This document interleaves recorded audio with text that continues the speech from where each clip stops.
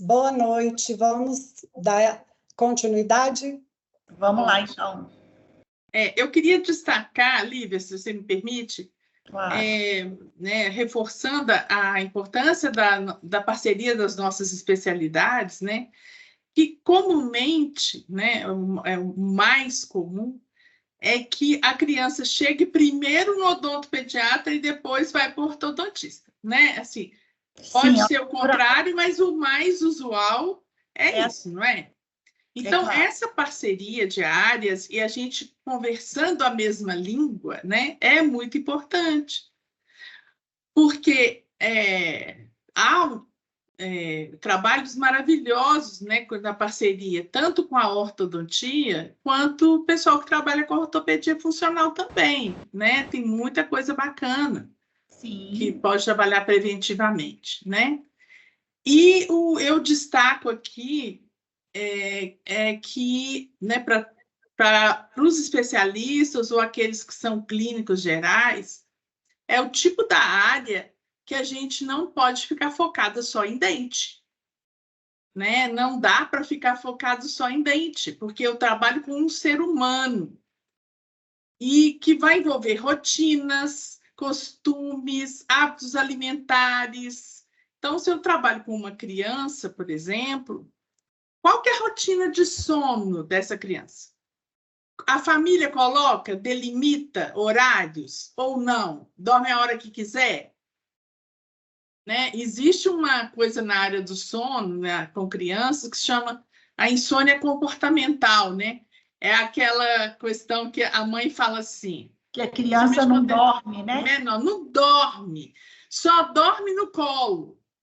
Ou só dorme quando eu coloco no carro, dou uma voltinha no quarteirão e dorme. Ou dou uma voltinha com o carrinho de bebê na calçada, né? Ou, sei lá, tem estratégias, né? E a criança, quando é bebezinho, pequenininho, a mãe ainda consegue essa história de vai passando de um colo para o outro, né? Fica no colo. A criança começa a crescer, ela começa a ficar mais pesada. E isso, para a família também, vai ficando um problema. Então, assim, também deixar claro, né, que na área da odontologia infantil, a gente precisa da cumplicidade da família para promover saúde, não é? Então, se eu tenho uma criança que não dorme ou está trocando o dia pela noite, né, que seja lá, eu também vem junto com essa criança uma família que dorme mal também. Porque essa mãe também vai estar exausta, o pai está exausto, se tem pai, né, se não tem, se é mãe solo, se não é. Né? Hoje a gente tem famílias com perfis muito diferentes, né? Nós temos vários tipos de família, né? Nós temos famílias com 2 pais, 2 mães, mãe solo, pai solo, mãe solteira, pai solteiro, adotivo, né? Tem várias nuances, mais velho, mais jovem, não é? E aí a gente precisa, é muito importante promover a saúde desse núcleo. Então, para trabalhar essa família, eu preciso conhecer os costumes dela. Então, assim, eu vejo no nosso projeto mesmo, aliás, quem quiser nos seguir, né, nós temos um perfil no Instagram, que é o @projeto do sono, que a gente sempre posta novidades lá, questões educativas em linguagem leiga. Mas, assim, por exemplo, não é raro a gente ter relatos das crianças, assim, antes de dormir, antes de ir para a cama, não é o jantar, não. Na hora que vai para a cama, tem costume de beber alguma coisa ou comer alguma coisa? E não é raro a gente encontrar relatos do achocolatado na hora de dormir. Parece que é uma coisa cultural. Eu não sei se é uma coisa muito aqui de Minas Gerais ou se é uma coisa global. Não é comum? Não é comum? Então, assim, a gente, como dentista, dá para pensar no potencial cariogênico, né, dessa ingestão, mas também a gente precisa pensar o chocolate é um estimulante. É um estimulante também a questão de, às vezes, passar do ponto, né, Júnia? Porque a gente sabe que um dos fatores que nos ajudam a dormir melhor é não comer exatamente no horário de dormir. Por isso que eles pedem que, às vezes, você alimente a criança um pouco antes do horário de dormir. Porque com o adulto é assim. Eu costumo falar para os meus pacientes que digestão e sono não combinam. Ou o seu corpo digere ou você dorme, né? Porque o seu corpo, ele vai gastar uma energia para fazer a digestão. Então, imagine uma criança que janta pesado, que come uma carne vermelha, que depois toma mais uma mamadeira com achocolatado. É muita coisa para digestão, né? O sono vai ficar todo atrapalhado, vai ficar pesado. Às vezes a criança tem até pesadelos com isso. Então, essa parte que você está falando tem muito a ver com o que a gente chama de higiene do sono. Exatamente. É uma higiene do sono. A gente orientar os pais, essa família, como você está falando, né? De quais são as maneiras, né, comportamentais, o comportamento da família em relação à criança para proporcionar um sono de qualidade. Então, a gente já começou a live falando de higiene do sono. Higiene do sono. E assim, é uma coisa, eu estou chamando a atenção para o núcleo familiar, porque não adianta eu falar assim, só a criança que faz X ou Y, se o pai e a mãe fazem diferente. Por exemplo, uso de telas na hora de dormir, que é um outro problema e uma coisa muito atual. Então, assim, eu às vezes escuto relatos de pais que, não, eu estou proibindo levar o celular para o quarto na hora de dormir. Mas ele assiste. Mas ele usa, ele assiste a TV, ele fica, né? O pai, a mãe. Então, fica uma informação dúbia para a criança. A criança é o exemplo dos pais. Ela faz aquilo que ela está vendo e está imitando, né? E a atitude tem um peso muito maior que palavras. Então, às vezes, o pai fala, não pode fazer isso, mas o pai faz. Né? Assim... Para o odontopediatra e para o ortodontista, a gente precisa investigar isso melhor. Isso. Que às vezes chega como uma queixa, assim, de que meu filho não dorme, né? Mas a gente começa a ver que são medidas comportamentais que precisam ser alteradas. Exatamente. Né? E pegando... Medicamento para o comportamento. E aí, assim, a questão de medicamentos, isso aí eu acho bem complicado. Porque, assim, é claro que eu acho que a gente tem que ouvir, né, um médico que acompanha aquela criança que se julga que ela precisa de alguma medicação, vamos respeitar, né? Mas eu acho que também está tendo uma banalização de algumas medicações, como se elas fossem assim, não, mal não faz. Vocês não acham isso, não? Por exemplo, eu ouço às vezes, né, a gente ouve relatos, por exemplo, a melatonina sintética, né? Não estou falando de criança, estou falando já adolescente e adulto. E às vezes a pessoa compra na farmácia, que agora tem algumas medicações que vem escrito na caixa que tem melatonina, compra por conta própria. E se a gente pensar, a melatonina é um hormônio, é o hormônio do sono, fabricado pelo cérebro da gente.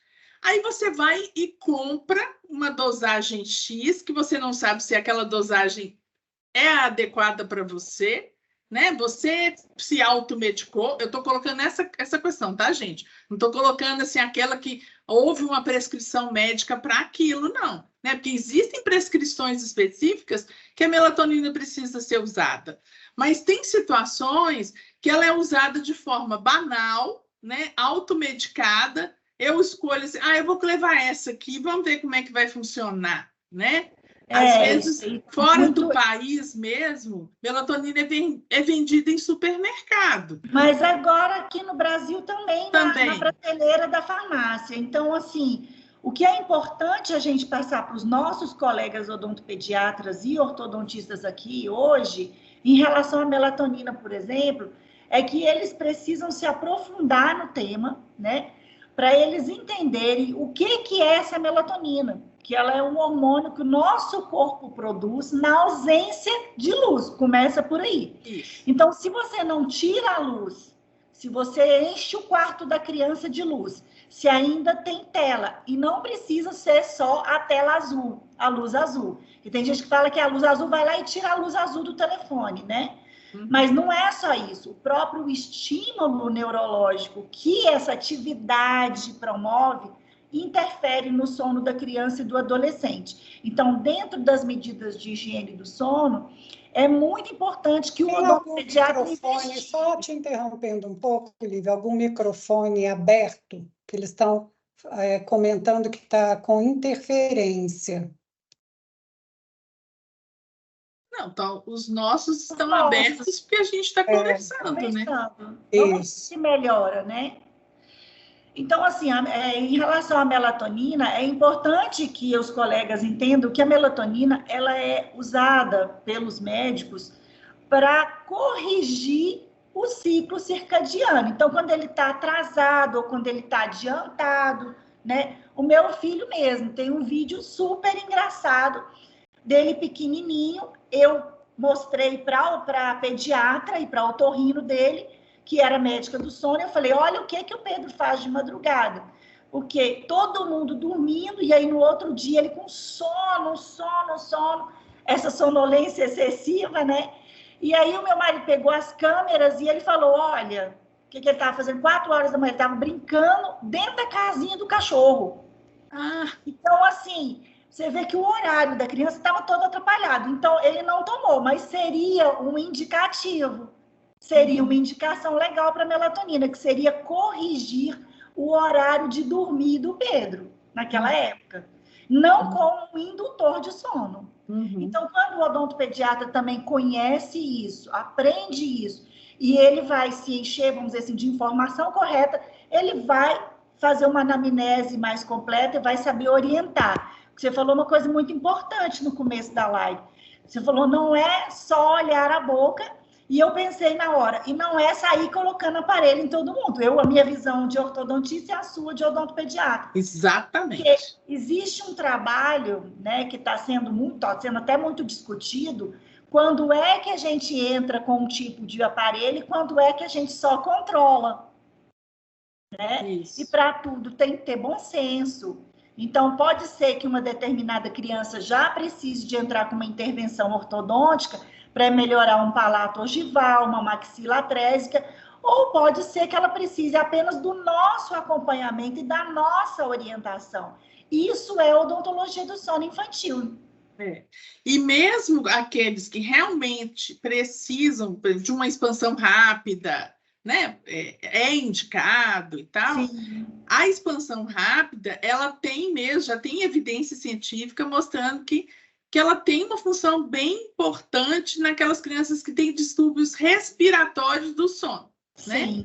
Só que também não basta só expandir palato, porque eu tenho que lembrar que o sistema estomatognático ele tem que ter um equilíbrio.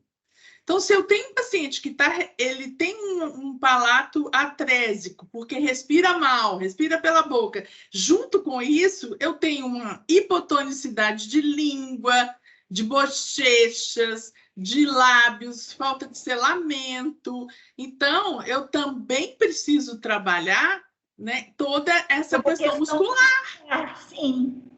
Né? E é por isso que o ortodontista, eu falo que o ortodontista e o fonoaudiólogo, eles são irmãos. São parceiros. São parceiros de profissão, assim, porque é impossível tratar sono sem a ajuda do fonoaudiólogo. Eu falo isso para as fonoaudiólogas do sono que eu conheço, eu falo, eu não existo sem vocês. Tanto para a criança, que vai trabalhar toda a questão de motricidade oral, quanto para o adulto, que trabalha mais a hipotonia da musculatura da orofaringe. Isso. Né? Então, cada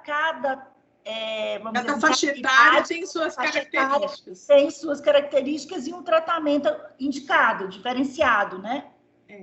Lá no nosso projeto, a gente recebe um número considerável de crianças, em torno de 8 anos de idade, que a mãe chega com a seguinte história.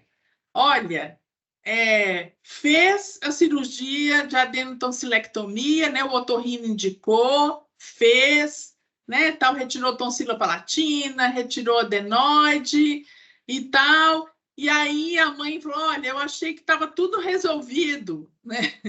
Só que meu filho ou minha filha continua dormindo de boca aberta, continua roncando. Então, porque existe uma taxa, eu não tenho certeza se é mais em torno de 25%, 20%, que é essa apneia do sono e o ronco residual após a adenotonsilectomia. Então, vamos falar assim, do principal fator de risco para a apneia do sono e ronco. É hipertrofia na criança, né? Vamos deixar claro aqui, que é o nosso foco. É a hipertrofia de adenoides e amígdalas. Sim, mas aí o que a gente, fazendo avaliação com os outros colegas, né, de outras áreas que trabalham conosco, a cirurgia foi feita, foi indicada, removeu, por que continua, né, persiste o que a mãe está relatando? Porque aquela língua daquela criança está acostumada a ficar de um jeito dentro da boca que quando ela dorme a língua vai para trás, ela está flácida. Então, se eu não trabalhar essa língua, não tem cirurgia só que resolva e expansor de palato que resolva. Não. Eu tenho que dar força para essa língua. Então, a gente vai precisar trabalhar com exercícios também, né? E com aquela criança com aquela família, motivar aquela família a aderir a esses exercícios. Porque não adianta nada. Eu pego uma fono, eu pego uma físio, que são profissionais fantásticas, ensino os exercícios para a família, porque tem que fazer em casa, não basta fazer lá só com a gente na clínica. E aí não faz em casa, e chega lá na consulta e fala, acho que não está adiantando nada. Então, assim, precisa ter uma adesão, tratamento, né? Mas cabe também a nós, profissionais, gente, trabalhar com essa motivação, né? A importância de fazer o exercício. Sim. Porque, assim, a cirurgia não vai resolver tudo, né? Não vai. A expansão de palato vai ajudar, vai melhorar o fluxo de ar, vai ser fantástico, mas eu também preciso trabalhar essa força muscular. Tudo junto.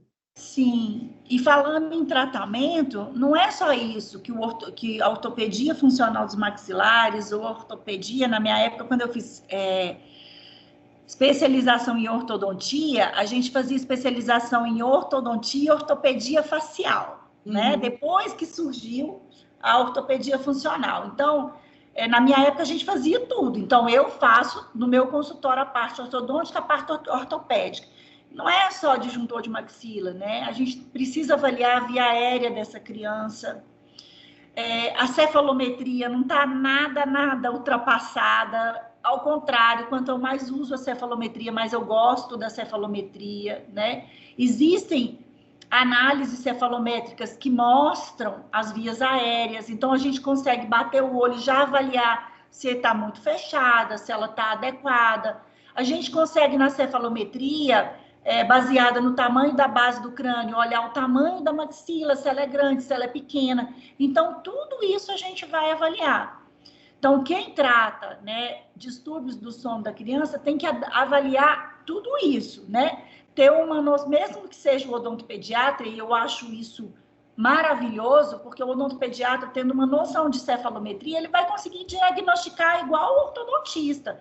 Ele nem precisa encaminhar para o ortodontista se ele faz ortopedia funcional, ele vai ter essa habilidade, né, essa consciência de olhar também a via aérea. Então, definir o plano de tratamento, mas não é só isso, que é o que a gente estava falando desde o começo. Se vai usar um avanço de mandíbula, né, estimular crescimento de mandíbula, com bionato, com um aparelho, qualquer aparelho, né? Porque existem 1000 aparelhos aí para estímulo de crescimento mandibular para criança. Quando usar, quando é que é o pico de crescimento? Então, isso daí é a parte técnica, né? Que cada um aí estudou, especialista, vai fazer. Mas chamar atenção para o sono aqui como uma avaliação de saúde geral das nossas crianças, né? Olha, isso que a Júnia falou, a família. Então, esse primeiro contato que você falou assim, antes do ortodontista, é o odontopediatra que atende a criança. E eu vou falar mais, Júnia. O odontopediatra atende a criança antes do otorrino. é a odontopediatra que tem que avaliar a cavidade oral, mas não só até o segundo molarzinho. Tem que olhar a garganta da criança. A criança chegou no consultório 2 vezes com o nariz completamente obstruído. O odontopediatra ele tem que saber que ele ali naquele momento, ele é o único profissional que vai fazer prevenção de distúrbio respiratório daquela criança. Porque o que eu vejo na minha clínica, né, com quase 30 anos de formada, eu pergunto para os pais, você já levou o seu filho no otorrino sem ele estar gripado? Não. Aí ele fala, já. Eu falo, não estou falando quando ele estava com infecção de garganta, não. Estou falando, você já levou o seu filho no otorrino para fazer uma avaliação da condição respiratória dele? Não. Toda vez que eu vou, ele está gripado. E depois você volta para o otorrino avaliar? Não, porque quando melhora, ninguém volta. Então, o odontopediatra tem na mão a possibilidade de ajudar aquela criança e fazer a verdadeira prevenção de distúrbio respiratório do sono para o futuro. Isso. Ele vai evitar que aquela criança seja um adulto com problema cardiovascular, hipertenso, se ela conseguir diagnosticar naquele momento, encontrar o que está errado e saber encaminhar para o médico indicado. Vamos dizer que seja uma criança que está com muita hipertrofia de adenoides e amígdalas. Ou não, vamos dizer que a adenoide está legal e a amígdala está legal. Mas às vezes tem um monte de pólipo. O pai me mandou desvio de septo. Desvio de septo. Isso é operável também. Apesar de que alguns otorrinos não gostam de operar a criança muito pequena. Mas quando a gente fala assim, olha, aos 4 anos, 60% da face do adulto está formada. Então, vamos cuidar da respiração dessa criança, vale a pena, né? Esses dias um pai me mandou um vídeo de uma criança roncando. Meu Deus, parecia uma vovó. Era uma menininha de 5 anos, mas o ronco era tão forte que parecia ser um ronco de um idoso. Se você não visse o vídeo, só ouvisse, né, o áudio, você ia pensar que era um idoso, era uma menina de 5 anos. E aí no vídeo, quando eu olhei o vídeo, eu vi brilhando um pólipo gigante dentro do nariz. Então, o odontopediatra tem que olhar a cavidade oral, tem que saber o que é uma lampada, tem que saber o que são os graus, né, de hipertrofia de amígdalas, para ele poder falar, olha, encaminhar para o otorrino, porque eu vi que a amígdala está grau 4, a outra está grau 2, tudo bem, mas eu vi que tem muita obstrução, a criança não está respirando, a mandíbula não está crescendo. Então, eu falo que conhecimento não sobra nunca. Então, investir para conhecimento de odontologia do sono, mesmo que eles não queiram tratar, né? E eu acho que socialmente, você puxou a questão do ronco aí, socialmente, as pessoas têm no inconsciente coletivo, tem uma ideia, eu acho, que ronco é normal. Roncar é normal. Você mesmo acabou de falar assim, parecia um idoso roncando. E assim, roncar não é, mesmo que é comum roncar, mas não significa que é normal. Seja idoso, não é normal. Não é normal? Não.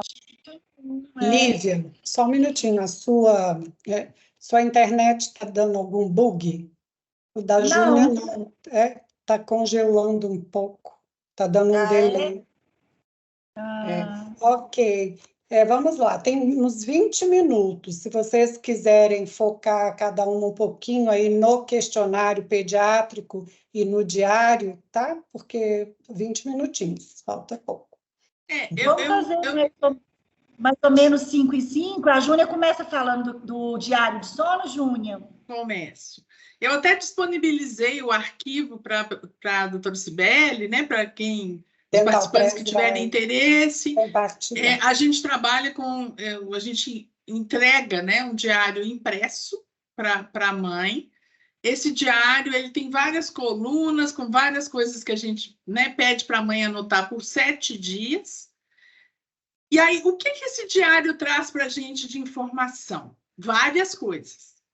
Porque no diário eu consigo ver, porque a gente pede a que horas foi dormir, a que horas acordou, quanto tempo demorou para pegar no sono, se acordou durante a noite, em alguns momentos, se comeu ou bebeu alguma coisa na hora que foi dormir, se rangeu o dente, se falou dormindo, tem várias coisas no diário. E aí, quando a mãe traz esse diário para nós, quer dizer, ela anotou durante 7 dias. Então, vamos supor, eu tive uma consulta hoje, segunda-feira, com essa mãe. Eu entrego, né, com essa criança ou adolescente, eu entrego esse diário e peço assim, olha, segunda-feira que vem, a senhora vão voltar para a consulta e traz isso preenchido para mim. E aí eu vou analisar esse diário. Porque ele vai me dar parâmetros de se aquela família tem rotina ou não tem rotina, se tem a questão da higiene do sono, né, que a Lívia falou, mas assim, de uma forma bem objetiva em números, né? Assim, cada dia aquela criança foi dormir num horário diferente, né? Como é que é isso? Acorda muitas vezes durante a noite, por exemplo, que tem criança que tem uma fase que tem criança que tem terror noturno, tem criança que às vezes tem pesadelo, algumas coisas que fazem parte, às vezes, né, de um momento de vida, né? E até para a gente poder investigar assim, não quer ficar na cama, né? Tem uma faixa etária que a criança tende mesmo a querer dormir na cama junto com os pais. Isso em torno de 3 anos de idade, é normal isso acontecer.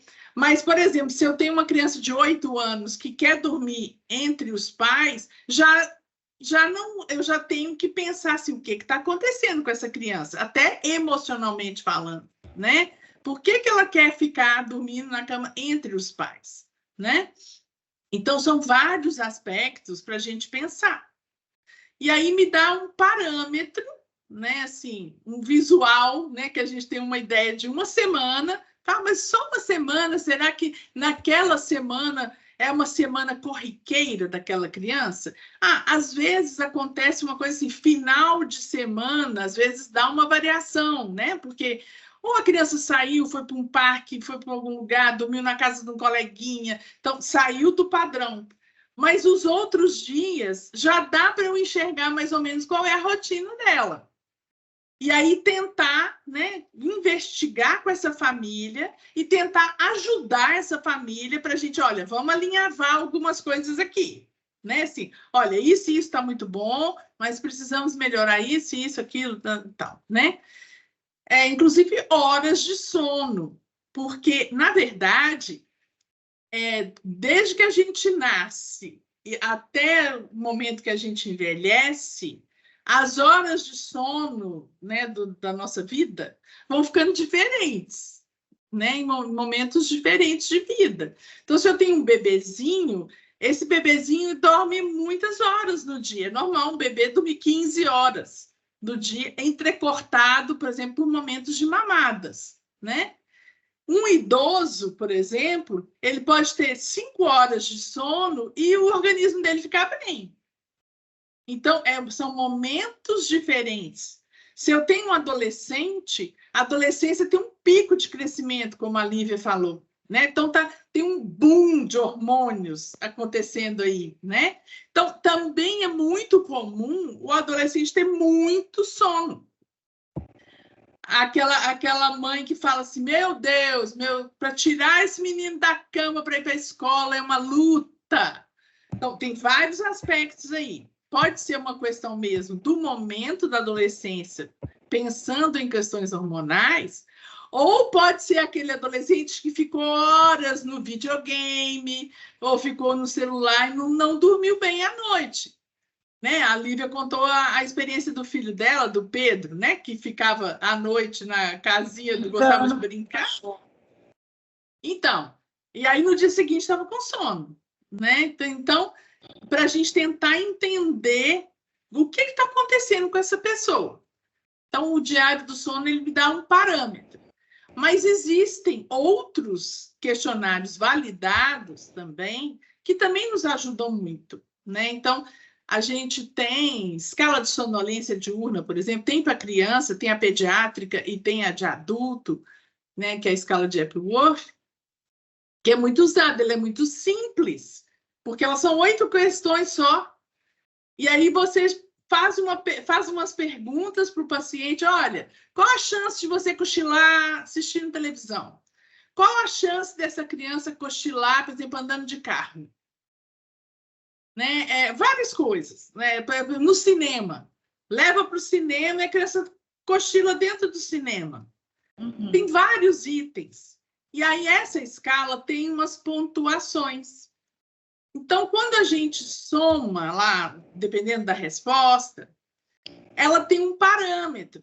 Então, se o somatório final, por exemplo, deu de 10 para cima, já me dá... Olha, isso aí tem alguma coisa que a gente precisa investigar. Está muito sonolenta. Se for de 10 para baixo, aí não, eu não preciso preocupar.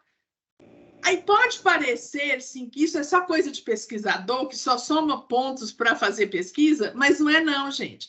Porque para a própria família, quando eu falo um valor numérico, se eu falo para aquela família assim, olha, até 10 é normal, do seu filho deu 20.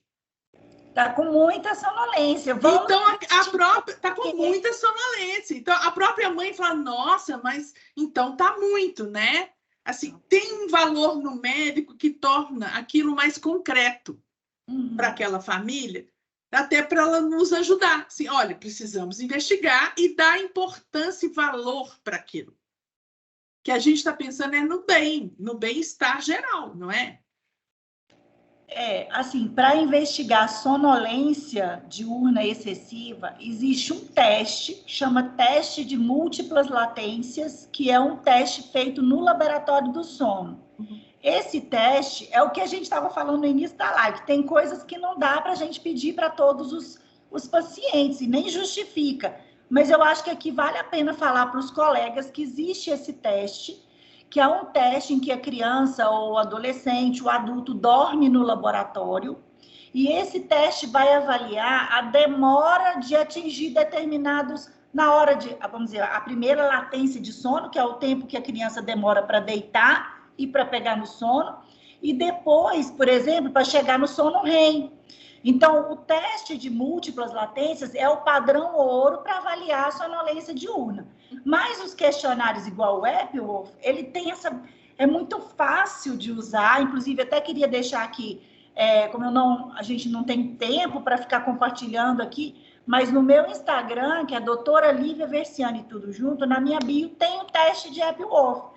Se você quiser fazer, Lívia, deixa eu até aproveitar, o Marcelo Oliveira pergunta qual a validade da escala de Epworth para as crianças. Está validado? Tens a referência? O Epworth é de adulto, mas existe a escala de sonolência validada, a escala pediátrica, ela existe.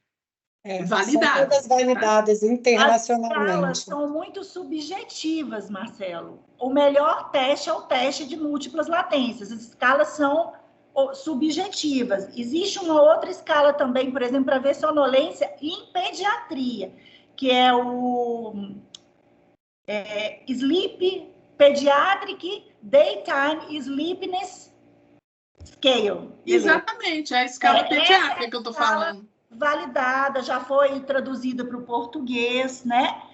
Mesmo assim, ela ainda é subjetiva, né? Então, ela é subjetiva, mas antes de você mandar para um laboratório do sono para fazer um exame sofisticado, você faz uma avaliação que é mais subjetiva para te dar um parâmetro. Isso, porque de repente você não vai ficar mandando todo paciente para o laboratório do sono fazer teste. Aqui nós estamos falando... Agora, aquele que dá um valor alto, é muito às vezes vale a pena. E outra coisa, isso é um indício, né, Júlia, que o paciente pode estar com mais do que um transtorno do sono, vamos colocar assim, entre aspas, simples. Às vezes ele tem um caso mais radical, mais importante, que está trazendo comorbidades àquela criança, que está deixando essa criança em risco cardiovascular, ou ela já tem outros transtornos associados. Às vezes você vê uma criança que já tem um laudo médico, e aí o pai vai e você consegue verificar isso. Então, em determinados casos, pode ser indicado encaminhar, mas o questionário é muito útil. Aliás, o questionário de Epworth para o paciente adulto é maravilhoso, porque eles não têm noção que é errado. Igual uma vez que eu atendi uma paciente, ela falou que dormiu no sinal. Ela estava com um sinal vermelho e ela cochilou. Isso, para mim, parecia uma coisa que eu nem imaginava que seriam capazes de fazer isso, mas são. Então, assim, nós temos essa escala pediátrica, nós temos Epworth, nós temos, para você mostrar para o paciente, para os pais, que aquele paciente está com uma baixa qualidade de vida, por exemplo, nós temos o OSA 18, que são 18 perguntas focadas em avaliar distúrbio respiratório do sono em criança, tá? Traduzido, validado para o português e muito usado em pesquisa, mas não quer dizer que você não possa encaminhar um questionário desse para um pai e falar, ó, responde esse questionário para mim, né? Eu quero saber qual é a chance dessa criança fazer isso, ou quantas vezes ela faz xixi na cama, quantas vezes ela acorda. Então, em termos de anamnese, eu acho que tem algumas perguntas que são importantíssimas, que o odontopediatra não pode deixar de fazer. Então, eu separei, eu tenho, né, a minha anamnese, e aí eu separei aqui para falar para vocês algumas perguntas, né, que eu acho que todo odontopediatra deveria colocar na anamnese. São 6 perguntinhas sobre o período da noite e 6 perguntas sobre a vida cotidiana e o dia dessa criança. Primeira, o seu filho ronca, né? Ou então ele ronca, mesmo que ele não ronque, ele dorme fazendo uma respiração ruidosa, barulhenta, ele ronca, ele dorme fazendo barulho, né? Porque às vezes o pai fica ali em dúvida se aquilo é ronco ou se não é, mas faz muito barulho. Ele baba no travesseiro. Ou ele baba no travesseiro dorme de boca aberta, né? Baba no travesseiro, dorme de boca aberta, porque às vezes o pai, eu pergunto assim, dorme de boca aberta? Não. Baba no travesseiro? Ah, baba. Então, eu coloquei as 2 perguntas, porque às vezes ele fala, baba, o travesseiro dele acorda todo molhado, mas o pai não vê ele com a boca aberta. Imagina que talvez a pergunta fosse se a boca fosse muito aberta, e às vezes ela só é levemente aberta, porque a criança não consegue respirar pelo nariz. Ela precisa abrir a boca levemente, vamos dizer assim, perde o selamento labial, para conseguir respirar. Então, essa pergunta é importante. Acorda muito durante a noite? Ou acorda durante a noite? Aí você pode perguntar quantas vezes, para quê? É para ir ao banheiro? Quantas vezes vai ao banheiro? Faz xixi na cama? A enurese noturna é muito importante, né? Dorme vendo TV, celular ou tablet? Aí a gente já cai na questão da higiene do sono. E range os dentes à noite? Então, essas 6 perguntas para a noite e 6 perguntas do dia. Acorda descansado e bem disposto? Aí o pai fala, nossa, acorda num mau humor terrível. Quer dizer, você já percebe que aquela criança está com uma alteração no sono. Sente muito sono durante o dia? Respira pela boca também durante o dia? Está crescendo bem para a sua idade? Então, o pediatra precisa perguntar, porque às vezes ele vai falar, não, ele está fazendo tratamento para crescer. Considera seu filho uma criança calma? Doutora, meu filho, olha, ele não para, ele é muito inquieto, ele é hiperativo. E a gente sabe que os sintomas, né, do respirador oral, da criança com apneia do sono, é diferente do adulto. Às vezes essa criança não se mostra sonolenta, ela se mostra hiperativa e agitada. Outra questão importante, seu filho tem algum laudo médio de transtorno de déficit de atenção, que às vezes o diagnóstico foi feito com transtorno de atenção, mas a criança não está dormindo bem. Então, as coisas podem se somar ou elas se misturarem, né? E a última é se a criança está com sobrepeso, que eu acho muito importante, porque às vezes o pai pensa que está tudo bem. Então, quando a gente fala de sobrepeso, a gente está falando de saúde para esses pais, nós estamos falando, a gente força os pais a responderem essa pergunta, na verdade, que às vezes eles não querem falar disso. Para saber se está no nutricionista, se está levando no endocrinologista, porque a obesidade vai ser também um fator de risco para a apneia do sono. Então, a gente precisa investigar também. Na verdade, né, bem discutido quem veio primeiro, o ovo ou a galinha, né? Porque, na verdade, se o sono está de má qualidade, né, se o relógio biológico não está funcionando bacana, afeta o metabolismo também. E afetando o metabolismo, pode favorecer a obesidade, né? A obesidade, por outro lado, Também, se está obeso, né, a própria gordura, o pescoço, né, tá muito gordinho. Tem até um parâmetro de medida de pescoço, né, que para criança também tem. A apneia do sono é uma doença altamente inflamatória. Isso, né? Então, assim, esse equilíbrio, né, da respiração no nosso cérebro, né, a oxigenação do cérebro durante o sono, se ela não está bacana, tem muita repercussão, inclusive o xixi na cama. Que às vezes tem pais que começam a punir os filhos, falam, você que não está querendo levantar para fazer xixi no banheiro, acha que é comportamental, acha que é emocional, e às vezes é respiratório. Né? Pode ter um componente emocional, né? De regressão de comportamento, a gente também não pode excluir esse lado, mas pode também estar relacionado a distúrbios de respiração. Lívia, a gente já vai terminar, já eu vou fazer duas perguntas aqui do chat, passa rápido, porque o assunto é muito complexo, os dentistas são muito técnicos, e a gente tem que estudar muito a fisiologia, a biologia, são muitas variáveis envolvidas. Mas a Charliane pergunta, Lívia, qual a análise cefalométrica que você usa para criança com ronco e apneia? E o Marcelo fala que apenas para organizar o raciocínio, numa visão multidisciplinar, é possível, nesse momento, apresentar seu protocolo a partir da primeira consulta? Eu não sei se você quiser aí também falar um pouquinho da polissonografia, que é um exame padrão ouro para diagnóstico. Vamos começar com a primeira, então? Tá. Repete a primeira, por favor, você falou 3 aí. Eu vou começar pela cefalometria. Qual você adota para criança que ronca e tem apneia? Eu gosto de avaliar todos os meus pacientes, eu gosto de usar a cefalometria USP, McNamara, uma cefalometria que a gente tem como referência de apneia do sono mesmo, que ela já mostra comprimento de maxila, mandíbula, o que está retruído, o que está protruído. E a gente sabe que a análise de Ricketts também é muito boa, porque, diferente das outras que são indicadas para pacientes adultos, a análise de Ricketts, você consegue fazer um cálculo em função da idade do paciente. Mas eu, sinceramente, não gosto de usar. Eu uso mais USP, McNamara e uma própria para apneia do sono. E o Marcelo, apenas para organizar o raciocínio. O protocolo de atendimento. Visão.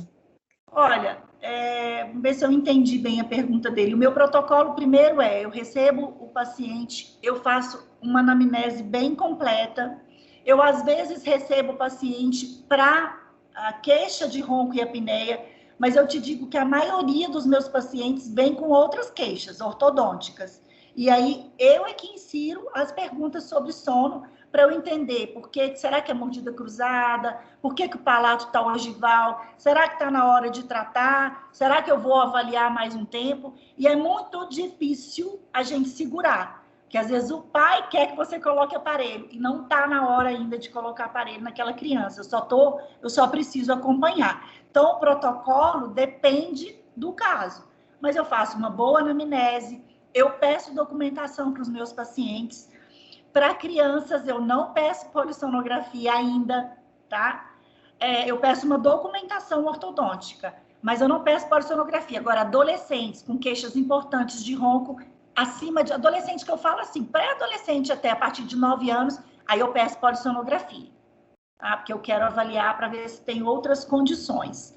Em alguns casos, crianças muito pequenas que estão passando por problemas sérios também, como uma avó uma vez que me disse que o filho, o neto, ela tinha gêmeos.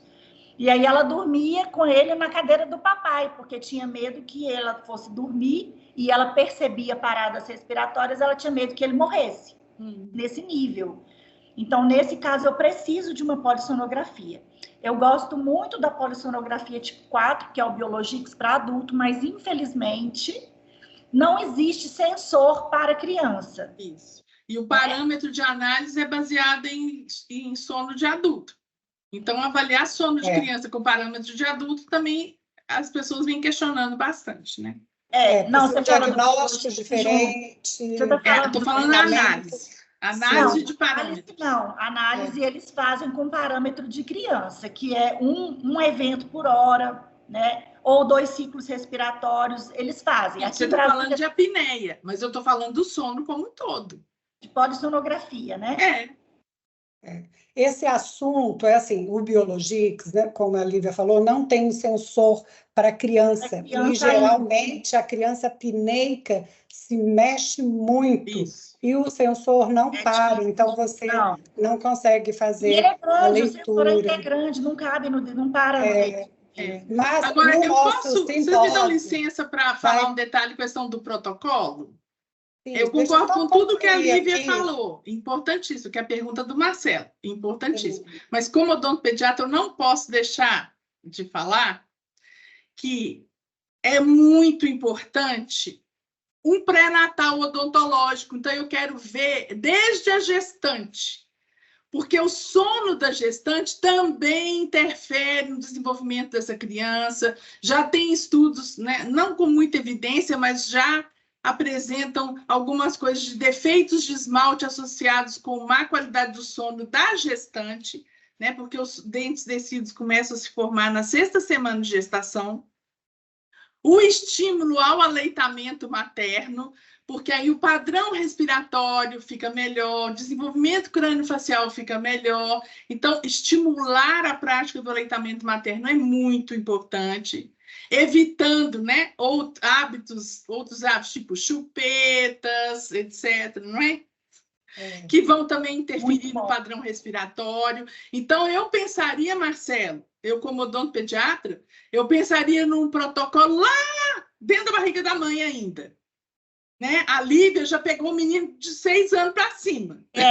Exatamente isso que eu ia falar. O ortodontista de 4, 5 anos que chega no meu consultório. Não é? É o mais corriqueiro. Agora, para a gente, né, lá na UFMG, a gente tem pré-natal odontológico. Então, eu trabalho com a gestante, eu trabalho com a qualidade dessa criança, o desenvolvimento, ainda dentro da barriga da mãe. Isso. Olha só, eu vou fazer mais uma pergunta, Lívia, do Vanderlei, e aí a gente vai encerrar. Todo mundo só fez pergunta para a Lívia, né? Eu estou um pouquinho enciumada. Cadê a pergunta dos bebês? Mas olha, a maioria só tem para a mesmo. Lívia. Talvez porque o só público tem aqui seja mais ortodontista. E o Vanderlei pergunta qual seria essa análise própria para a apneia do sono que você usa. Eu posso passar depois para vocês. Eu acho que fica mais fácil, porque eu tenho que mostrar para vocês quais são... É um conjunto, né, de medidas tiradas de uma análise de Downs, juntaram os pontos cefalométricos, as medidas cefalométricas, né? E fizeram um conjunto de avaliação ali de análise de sono. Certo. Gente, a gente vai encerrar. É um tema muito apaixonante, complexo e multidisciplinar. Aqui eles perguntam que horas que encaminha, interage com o médico, geralmente é o tempo todo, principalmente se tratando da criança. O nosso simpósio vai ser dia 1º e 2 de agosto em São Paulo, com uma equipe maravilhosa, pediatra da UFMG, a Anelisa, que tem muita vivência com a Anelisa é minha orientanda. Polissonografia. Eu sou orientadora dela. Então, do sono, com os pacientes Down, a Aliciane, aqui de Brasília, a Lívia, o Faber, o Davi Normando, o Saul. Então, é muita coisa para saber. É bem difícil numa live falar de muita coisa detalhada, porque é um curso assim, de horas. A Lívia... Mas eu vou ter o maior prazer em responder as perguntas. O pessoal pode ir lá no Instagram, que eu posso passar os artigos no direct, né, pelo direct, artigo, imagem, anamnese do sono. Sintam-se à vontade para falar comigo. A Júnia tem um livro Não sei se você consegue mostrar, mas depois pode responder. O nosso grupo não é só meu, né? Na verdade, é o grupo da odontopediatria da UFMG. Nós escrevemos esse livro, o Sono em Odontopediatria. Não sei se vai dar para aparecer aqui. Sono em Odontopediatria, do diagnóstico à prática aparece, clínica. Mas lá no YouTube, não sei. É da editora Santos. Então, quem tiver interesse, entra no site da editora Santos, né? E a gente elaborou com muito carinho, com foco em odontopediatria, né? Mas é um foco para odontopediatria, mas são dicas para o clínico de todo dia, tá?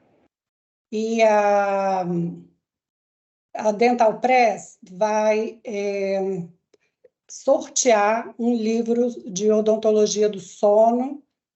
Um dos autores é a Cibele Del Fabro. Maravilhoso esse livro. Aqui está um pedido perguntando sobre em uma criança de 3 anos, a amígdala adenoide também pode interferir? Pode. Mas aos 3 anos, o otorrino comumente espera até os 5 anos. Porque tem uma... Pois mas cada caso tem que ser analisado. Mas houve uma época, como a minha geração, que toda criança era operada e retirava-se. Hoje, o otorrino tem mais cuidado. Nisso aí do mito, né? Inclusive das correções nasais, que entre os otorrinos também tem essa polêmica. Mas a gente encerra e eu gostaria, Lucas, como é que vocês querem fazer o sorteio ao vivo? Eu sei que vocês vão sortear pelos inscritos na live.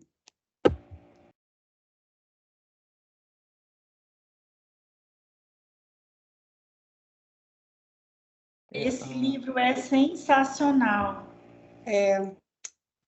Lucas? Oi, tá me ouvindo bem? Estou te ouvindo, pode falar. Certo, eu já vou colocar aqui na tela para que todo mundo veja o sorteio acontecendo e ver quem é o ganhador, tá bom? Tá bom. Gente, muito obrigada pela presença, vocês, Lívia e Júnia, e aos todos os participantes. Obrigada. Eu que agradeço, foi um prazer estar aqui com vocês. E a gente vai conversando aí pelas redes, pelos congressos, porque é difícil ao vivo, né, transmitir todo o material, ou o material. Esse ano a gente vai chamar atenção na campanha Julho Laranja sobre o bruxismo, viu, Júnia? Conto com você nas postagens. A gente vai se falando. A Adriana Lira vai participar também, e eu acho que as meninas colaboradoras da Ortodontia Brasil, Priscila, Marília, esse ano vão fazer o circuito online. Ano passado, por causa do congresso, foi muito tumultuado, não conseguimos. Mas já fizemos 3 anos seguidos, esse ano acho que elas vão assumir.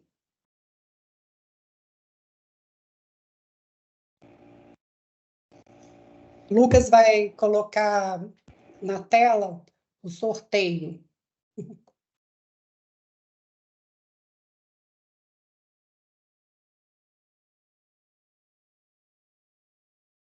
Só mais um segundo, por favor. Lívia, se você e Júnia puderem colocar... Júnia, eu não consigo compartilhar com você as coisas no seu Instagram, mas querem deixar o Instagram falar?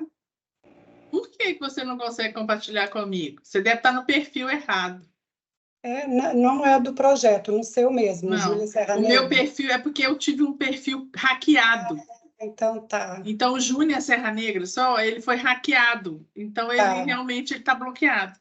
É o Profa, né? PROFA, professor Júnior _ Serra _ Negra. Júnior _ Profa Júnior _ Serra _ Negra.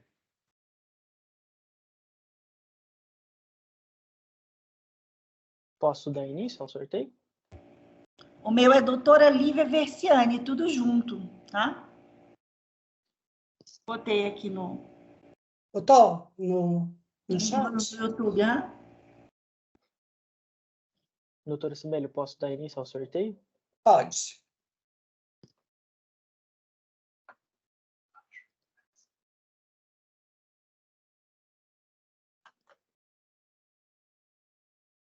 Aqui, ó, a sorteada foi a Valéria Cristina Xavier de Paiva.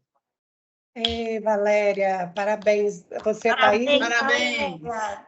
Ela está inscrita e a live vai ficar gravada. Isso, a gente vai disponibilizar amanhã cedo. Ok. A Fabiola disse que Júnia tentou mandar uma mensagem do Instagram do projeto, mas ela foi cortada. Enfim, a gente disponibilizou aí. Não, o projeto do sono também é público, é aberto. Deve ter digitado alguma coisa errada aí. Isso. Insistam que vocês conseguem.